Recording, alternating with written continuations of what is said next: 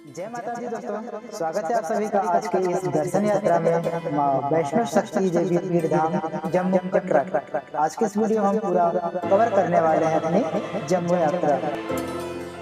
यात्रा करने से पहले किन विशेष बातों का ध्यान रखना चाहिए ताकि हमें आगे यात्रा में किसी भी प्रकार की कठिनाई न हो, इसके लिए हमें पहले से सतर्क हो जाना चाहिए। तो आइए इस वीडियो में बने रहिए एंड तक और हम आपको पूरी यात्रा इस छोटी सी वीडियो में कवर कराने वाले हैं। आप भी हाजिरी लगा दीजिए इस वीडियो को लाइक करके और शेयर करके।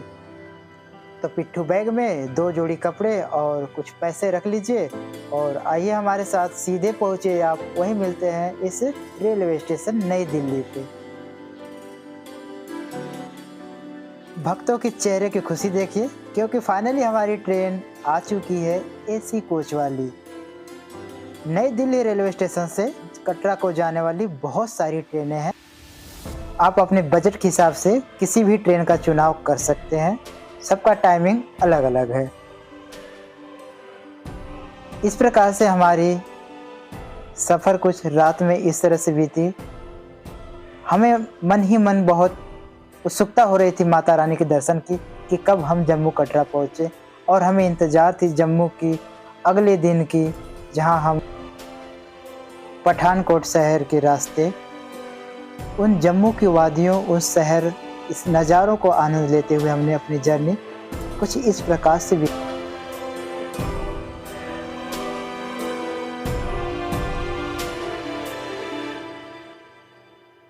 माता रानी के दर्शन के लिए मन बेचैन, कब पहुंचेंगे माँ के दरबार में, कितना दूर है, माँ का बुलावा तो आ गया है, माँ दर्शन कब देंगी, हम कब पहुँचेंगे। मन बहुत उत्सुक था, सोचते रहे कब नज़र आएंगी माँ। दोस्तों हम मन ही मन सोचते रहे, तभी अचानक से नज़र आई माँ अर्धकुंवारी का वह पर्वत, जहाँ स्टेशन के बाहर इस तरह का कुछ शहर नज़ारा देखने को मिलता है, जहाँ सारी सुविधाएं, होटल से लेकर टैक्सी, खाना, सारी फैसिलिटी उपलब्ध। फाइनली हम जम्मू कटरा रेलवे स्टेशन पे पहुंच चुके हैं, ट्रेन से बाहर आ चुके हैं और खोजते हैं अपने साथियों को और यात्रा के बारे में हम अगली चर्चा करते हैं, हमें कैसे तय करना है। उससे पहले चलते हैं निकास गेट की ओर और देखते हैं हम यात्रा कहाँ से शुरू करते हैं। तो आइए हमारे साथ आओ, बने रहिए। दर्शन यात्रा तो अब असली शुरू होगी।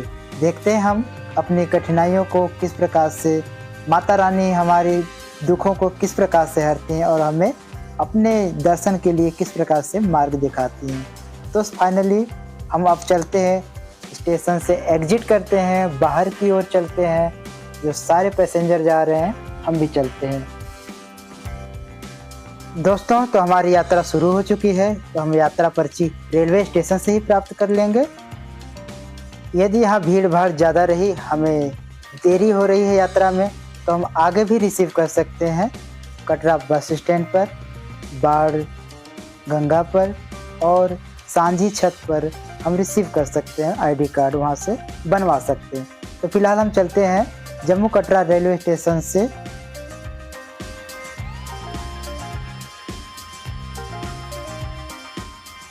Katra bus stand. फिर वहाँ पे हम जाकर के एक लोकल सिम कार्ड ओपन कराएंगे, जो अपने खुद के आईडी से कराएंगे। बाहर का सिम यहाँ पे मान्य नहीं होता है। यदि आपके पास पर्याप्त समय है तो आप कटरा बस स्टैंड के आसपास ही एक अच्छा सा रूम लेकर के आराम कर सकते हैं, यात्रा बाद में शुरू कर सकते हैं। पहले आप वहाँ रूम लेकर के फ्रेश होकर के अच्छे से नाश्ता करिए, भोजन करिए, अब जो इच्छा करिए आप वाजिब रेट पर आराम से टेस्टी खाना खा के यात्रा शुरू कर सकते हैं। एक बात का विशेष ध्यान रखेंगे, भारी सामान लेकर आप यात्रा न करें, आगे चल के आपको बहुत चढ़ाई मिलेगी जिससे आपको परेशानी हो सकती है। तो कोशिश करें आप कम से कम सामान लेकर के ऊपर जाएं। लैपटॉप, कैमरा इत्यादि ये सब आप अपने बैग में ही, अपने रूम पे ही रख के जाएं, अपने लॉकर पे ही रख के जाएं, या किसी को जिम्मेदारी दे के आराम से एक पिट्ठू बैग लेकर के, नॉर्मल बैग लेकर जाएं। कुछ ही दूर पे बाणगंगा गेट है, आप पैदल पहुँचिए या ऑटो ले लीजिए। आपको ऑटो मेन गेट तक छोड़ आएगा, जहाँ पे आपको बाणगंगा गेट मिलेगा। यहाँ पे आपकी पिट्ठू बैग या फिर आप जो भी सामान लिए हो, आपकी पूरी बॉडी की स्कैनिंग की जाएगी। यात्रा के आईडी कार्ड यहीं से चेक की जाएगी। ध्यान रहे, पूरी यात्रा के दौरान आपके साथ आईडी कार्ड होना अनिवार्य है। यात्रा समाप्त होने के पश्चात आपकी आईडी कार्ड वापस जमा हो जाएगी बाणगंगा गेट पर, ताराकोट वाले मार्ग पर और सांझी छत के एग्जिट पॉइंट पर। तो फाइनली सेफ्टी और पहचान की प्रक्रिया पूरी हो चुकी है और हम बढ़ते हैं आगे की ओर।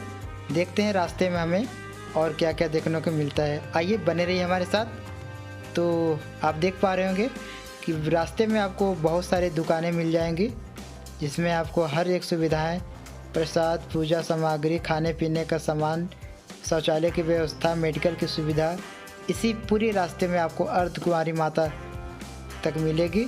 उसके बाद अर्धकुंवारी माता के दर्शन करने के बाद आगे जब चलेंगे तो हम आपको आगे दिखाते हैं। हमें पहले पहुंचना होता है माँ अर्धकुंवारी के दर्शन के लिए, तो हम आगे बढ़ते हैं। लेकिन उससे पहले इसी बीच में ही आपको एक मंदिर दिखने को मिलेगा, ठीक है, उसकी भी दर्शन करना अनिवार्य है, चरण पादुका की। आप यहाँ से दर्शन करके आप आगे की ओर बढ़ सकते हैं माँ अर्धकुंवारी के लिए।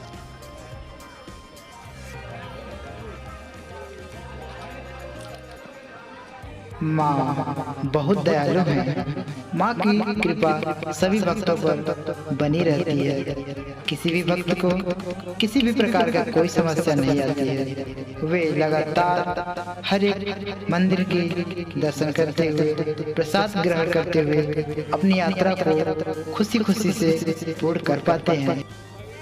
माँ बहुत कल्याणकारी है, सबका कल्याण करती है। आइए आप भी यात्रा शुरू करिए, हमारे साथ बने रहिए पूरी चढ़ाई के साथ। और वापसी में भी आपको एक यूनिक चीज हम आपको बताने वाले हैं, तो लास्ट में बने रहिए इस वीडियो के साथ। और मंदिर की विशेषताओं के बारे में, पूरी यात्रा के बारे में हम आपको रूबरू कराते हैं।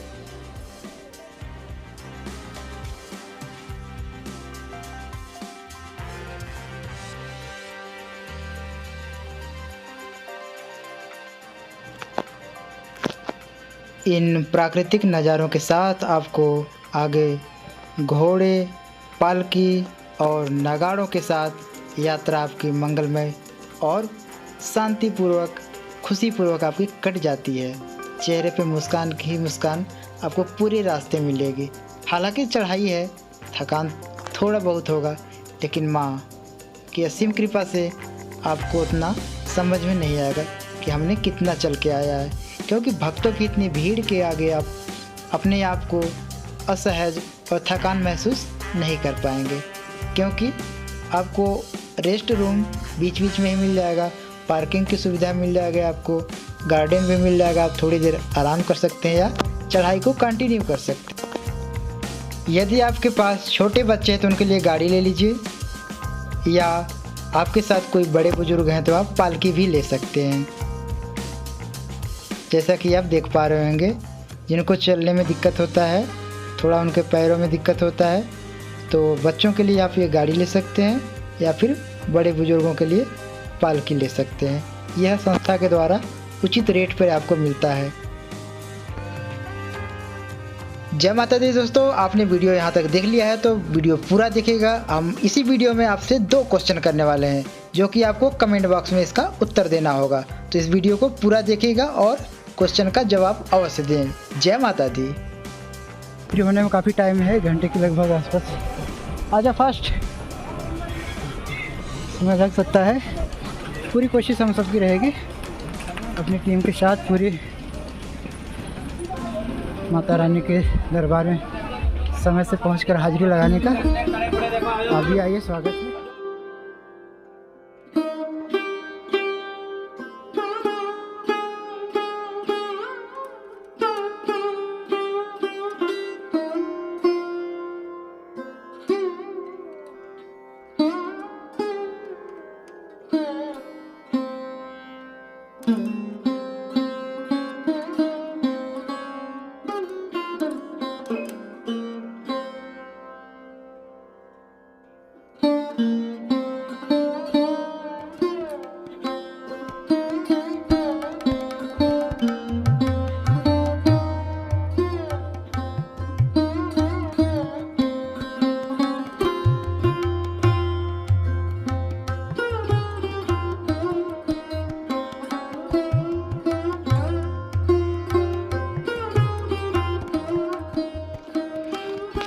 अर्धकुंवारी पहुंचने से पहले कुछ आपको इस तरह से दृश्य देखने को मिला और कुछ सीढ़ियों के सहारा लेकर के हम लोग इस चढ़ाई को पूरी करी और बस 100 मीटर और रह रहे हैं माता के दरबार में पहुंचने से। तो जयकारा शेरा वाली दा, जय माता दी। तो फाइनली हम आ चुके हैं अर्धकुंवारी माता मंदिर के पास। यहाँ आने के बाद आप सबसे पहले काम करिए, क्लॉक रूम लीजिए और गर्भजून गुफा के दर्शन के लिए, गुफा में प्रवेश के लिए आपको पर्ची कटवाना यहाँ पे अनिवार्य होता है। सबसे पहले आप पर्ची भी कटवा लीजिए आके, क्योंकि भक्तों की भीड़ के कारण बहुत संख्या रहती है, तो आपका नंबर 24 घंटे, 48 घंटे, 72 घंटे का भी समय लग सकता है।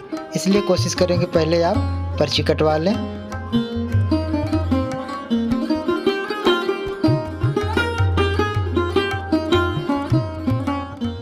यह पर्ची यात्रा कार्ड दिखाने पे निःशुल्क प्राप्त कर सकते हैं। यदि आप यहाँ ठहरना चाहते हैं, रात में स्टे करना चाहते हैं, तो आप यहाँ 100 रुपये सिक्योरिटी मनी जमा करके आप एक कंबल प्राप्त कर सकते हैं, क्योंकि यहाँ पे आपको रात में ठंड देखने को मिल सकती है। आपको कहीं भी जगह नहीं मिले तो आप इस तरह से कहीं भी स्टे कर सकते हैं, क्योंकि आपको आगे की यात्रा करनी होती है। तो थोड़ी देर के लिए आप अपने सुविधानुसार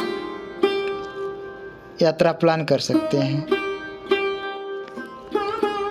माँ अर्धकुंवारी से अभी आगे आपको भवन तक पहुँचने के लिए 3 किलोमीटर का यात्रा और सफ़र करना होगा। इसलिए आप कोशिश करें कि अर्धकुंवारी पे आप 1-2 घंटे रेस्ट कर लें। यहीं पे खाना पीना खाने के बाद, रेस्ट करने के बाद आप यात्रा शुरू कर दीजिए भवन के लिए।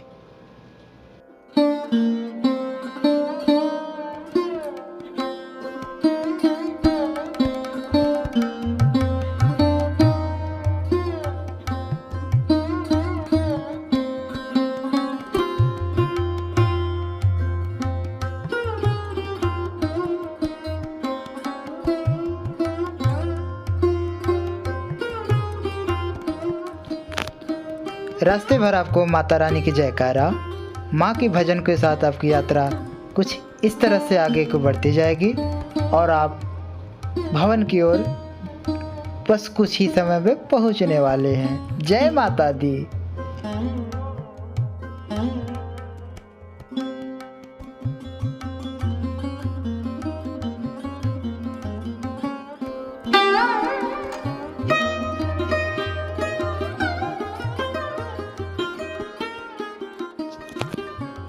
दोस्तों, जैसे जैसे माता की भवन नज़दीक आता है, पैरों की कदम थम सी एकदम जाती है, मानो कि पैर बेजान हो गए हैं। लेकिन माँ की दया देखिए, माँ की कृपा देखिए, माँ ये कदम रुकने नहीं देते। तो अब हम लगभग माँ के भवन के नज़दीक आ चुके हैं और रात्रि के समय का माँ के भवन का नज़ारा कुछ इस प्रकार से आपको देखने को मिलेगा। लॉकर में अपनी सारी सामान रखेंगे, भीड़ के चलते हम रात्रि में ही दर्शन कर लेंगे। यह है हमारा lucky locker number.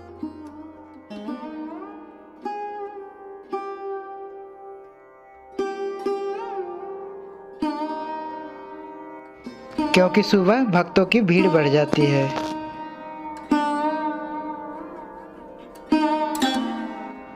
Mata Rani के दर्शन के पश्चात बाबा भैरव का दर्शन करना अनिवार्य होता है। इसलिए आप 2 किलोमीटर की और यात्रा ऊपर पैदल कर सकते हैं या 150 रुपये की टिकट लेकर आने जाने का आप रोपवे का सहारा ले सकते हैं। मौसम के हिसाब से रोपवे का समय बदलते रहता है। वैसे यह बस दिन में ही सुबह 6 बजे से स्टार्ट रहता है और शाम को 6 बजे तक रहता है। भैरव बाबा के दर्शन के पश्चात आप हेलीकॉप्टर का टिकट लेके यात्रा कर सकते हैं वापसी का, या फिर पैदल कर सकते हैं। हेलीकॉप्टर का आनंद लेना हो तो आप भैरव बाबा से 2 किलोमीटर की यात्रा और करिए सांझी छत के लिए, जहां आपका हेलीपैड बना हुआ है। वहां पहुंचने के बाद आपको तत्काल टिकट काउंटर पे ही मिल जाएगी, जहां से आप नीचे उतरने के लिए एक ट्रिप का सफ़र 1800 रुपये और 30 रुपये, यानी कि 1830 रुपये पे करके नीचे आप हेलीपैड से सांझी छत से नीचे आप रवाना हो सकते हैं। तो आप हम लोग आ चुके हैं हेलीकॉप्टर के लिए। यहाँ से नीचे रवाना होंगे सीधे अपने स्टेशन के लिए। प्लेटफॉर्म पकड़ेंगे और ट्रेन के देखते हैं। हेलीपैड हमारी आने वाली है। अभी हमने टिकट कटा लिया है। सब इन्हें पर्ची दिखाना पसंद हेलीपैड की, तो ये है टिकट। हम सब ने हेलीकॉप्टर का टिकट लिया है, ठीक है। और चलते हैं हेलीकॉप्टर से। यहाँ पे देखते हैं कुछ वेटिंग रूम आपको देखने को मिलेगा। वेटिंग रूम देखने को मिलेगा। आइए वेटिंग रूम में वेट करते हैं।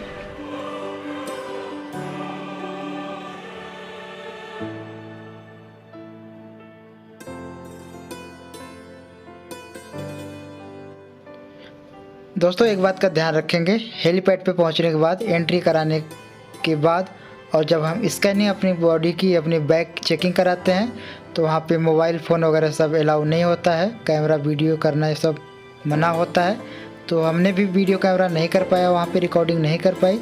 तो फाइनली हम स्टेशन जाने के लिए तैयार हो गए हैं अब, क्योंकि अभी अभी हम जस्ट हेलीपैड से बाहर आ चुके हैं। और यहाँ पे आपको दिख रहा होगा सामने, आपको नीचे यहाँ काउंटर बने हुए हैं और यदि आप यहाँ से डायरेक्ट आईडी कार्ड बनवा सकते हैं और तत्काल टिकट भी ले सकते हैं। रेलवे स्टेशन या बस स्टैंड से आपको यहाँ तक आने में 150 से 200 रुपये तक का ऑटो का किराया लग सकता है।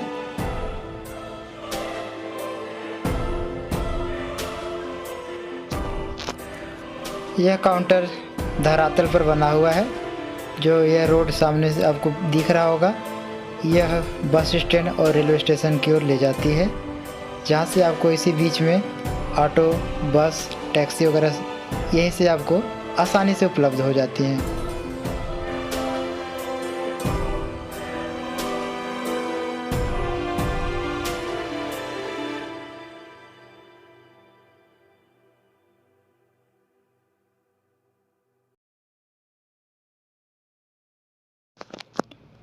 फाइनली दोस्तों हम पूरी पहाड़ी यात्रा करके अब नीचे आ चुके हैं।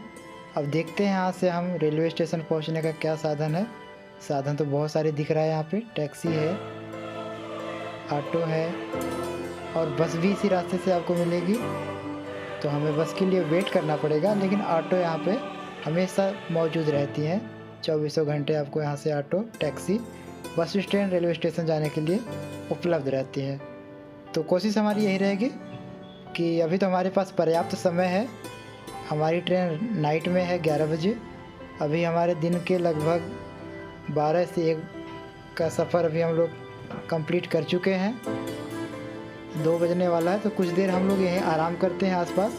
देखते हैं आसपास के एरिया में क्या है, कैसे है। आप भी बने रहिए हमारे साथ। आइए सब कुछ दिखाते हैं यहाँ का नज़ारा आपको लाइव। और इस वीडियो में आपको ये सब नज़ारा, कितनी सुंदर सुंदर दृश्य आपको देखने को मिलेगा। वाह, कितना हरियाली है। इस हरियाली की वजह से कितना सुंदर दृश्य है यहाँ का, मनमोहक दृश्य है। लेकिन एक बात, हेलीकॉप्टरों ने तो यहाँ के लोगों के नाक में दम कर रखा है दिन में। अभी हम इसी से हेलीपैड पे उतरे हुए हैं। जस्ट उतरने के बाद हेलीपैड के नीचे एक छोटा सा भैंसिया वाला तालाब आपको देखने को मिलेगा, जिसमें हमारे प्रशांत भाई हेलीकॉप्टर से उतरने के बाद भैंसिया वाला तालाब में नहा रहे हैं। आइए देखते हैं उनके साथ में और कौन कौन नहा रहे हैं। एक ये है हमारे राम जन्म सर, जो बहुत ही भावी भक्त हैं माता रानी के। काफ़ी दूर से चलकर आए हुए हैं, थके हारे हुए बेचारू हेलीकॉप्टर से आज आए हैं। काफ़ी प्रसन्न हैं। थोड़ा सा देखें, ये देखिए स्माइल देखिए इनका। आज पहली बार इन्होंने 1830 रुपया हेलीकॉप्टर में खर्चा किया है अपने मेहनत केवल भूते माता रानी का आशीर्वाद से इन्होंने साथ ही साथ अपनी इच्छाएँ भी पूरी कर ली। और एक छोटा सा तालाब देखिए जिसमें भैंस नहा रही थी, अभी पता नहीं कहाँ चली गई। बंदर वो आगे हैं, बंदर भी नहा रहे हैं। आपको मैं सीधे जूम कराता हूँ एक बंदर पे। आप देखिए ये बंदर है, देखिए ये भाग रहा है, ये पानी में कूदा, ये कूद रहा है, ये कूद रहा। कूदने के बाद ये आगे भैंस देखिए नहा रहा है। भैंस है कि भैंसा है पता नहीं, समझ में नहीं आ रहा। पानी में नहा रहे हैं। हेलीकॉप्टर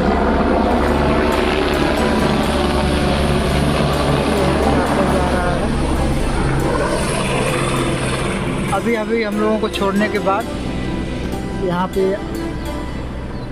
24 घंटे सेवा इसकी नहीं है, दिन में ही चलती है। सुबह 9 बजे से प्रारंभ हो जाता है लगभग। एग्जैक्ट टाइम तो कितने बजे स्टार्ट होता है? 9 बज रहे थे शायद। हम लोगों ने 9:30 बजे हेलीकॉप्टर अपना लिया था और आने के बाद जस्ट थोड़ा रेस्ट करेंगे। तो दोस्तों फाइनली हम लोगों ने अब नहा लिया है और यहाँ से कुछ देर बाद अब हम लोग चलेंगे अपने रेलवे स्टेशन की ओर। लेकिन एक बात आपको बता दूं कि दोस्तों हम लोग तालाब में नहीं नहाए हैं। इस तालाब में 24 घंटे एक पाइप के सहारे पानी आता रहता है। ये तालाब भरा रहता है।